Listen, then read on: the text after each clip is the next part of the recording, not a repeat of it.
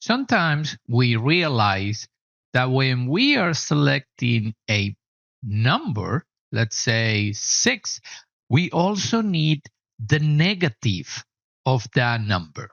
For that reason, we might go to Math, Operations, and there you have negative. Negative will be the same as multiplying that number by -1. So what can we do with this? I have a little already set up over here in which I can edit the size of my rectangle, right? There you go.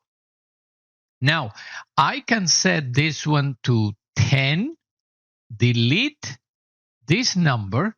I can set this one to 10 and delete this number. And I can grab the negative and connect this one over here, connect this one to the domain, and do the same on the bottom.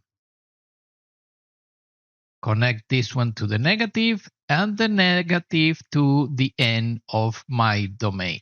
So if I decrease in the X value, it will decrease on both sides.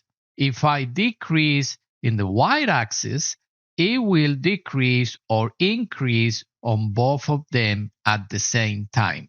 So this is a very unique way of using the negative value. I hope you find many other ways of using this component.